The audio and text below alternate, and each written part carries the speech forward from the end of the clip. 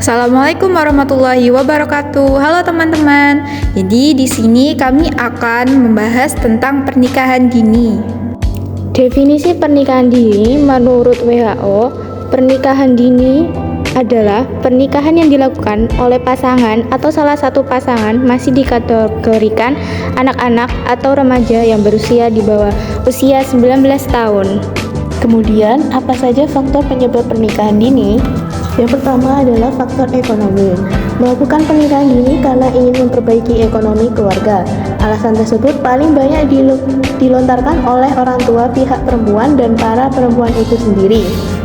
Yang kedua, pendidikan yang rendah.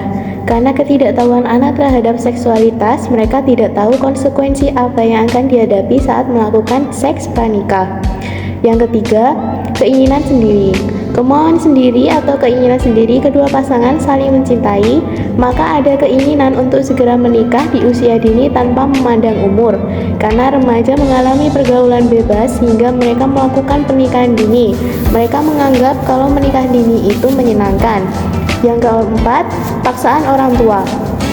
Ketika orang tua terpaksa menikahkan anak usia dini karena adanya keterbatasan ekonomi dan adanya perjanjian bisnis antar kedua orang tua sehingga anak dipaksa untuk menikah di usia dini. Yang kelima, adat istiadat. Dalam tradisi, pernikahan tidak lagi memandang usia seseorang. Meskipun pernikahan di bawah umur melanggar undang-undang negara, tetapi pernikahan tersebut sah-sah saja dalam adat istiadat mereka. Yang terakhir, pergaulan bebas. Karena ada hubungan sesama remaja yang belum mengetahui tentang baik buruknya dalam pergaulan bebas, maka dampak dari pergaulan bebas itu menyebabkan anak terpaksa untuk menikah di usia dini. Selanjutnya ada dampak negatif dari pernikahan dini. Yang pertama, pada aspek pendidikan. Anak yang melakukan perkawinan dini umumnya akan berhenti melanjutkan pendidikannya. Pernikahan dini seringkali juga menimbulkan siklus kemiskinan yang baru. Pernikahan dini lebih rentan mengalami kekerasan dalam rumah tangga, perselingkuhan, dan perceraian akibat kurang matangnya psikologis anak. Pernikahan dini juga membahayakan kesehatan calon ibu karena anatomi tubuh anak belum siap untuk proses mengandung dan melahirkan, dan kehamilan dapat mengakibatkan komplikasi pada tubuh. Bayi yang lahir dari pernikahan ini lebih rentan meninggal selama 28 hari pertama. Selanjutnya, kasus yang sering terjadi pada pernikahan usia dini. Contohnya, pernikahan dini bocah SMP di Jeneponton, Sulawesi Selatan dengan pasangan pengantin laki-laki berusia 13 tahun dan pengantin wanita berusia 14 tahun. Kabarnya, pernikahan ini terjadi karena kedua orang tua pasangan ngebet ingin segera menimang cucu. Selanjutnya, teori yang kelompok kami gunakan untuk mengatasi maraknya pernikahan dini adalah teori psikoedukasi. Psikoedukasi adalah suatu intervensi yang dapat dilakukan pada individu, keluarga, dan kelompok yang fokus pada mendidik partisipannya mengenai tantangan signifikan dalam hidup, membantu partisipan mengembangkan sumber-sumber dukungan dan dukungan sosial dalam menghadapi tantangan tersebut, bahkan mengembangkan keterampilan coping untuk menghadapi tantangan tersebut.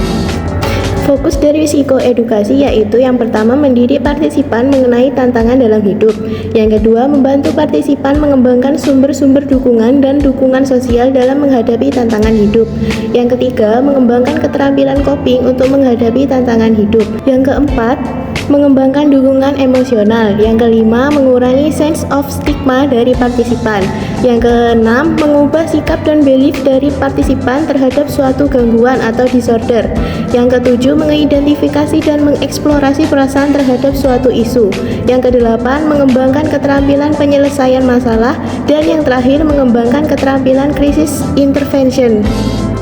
Kemudian, teori-teori yang melatar belakangi psikoedukasi antara lain adalah teori sistem ekologi, teori kognitif perilaku, teori belajar, group practice model, stress and coping model, model dukungan sosial, dan pendekatan naratif.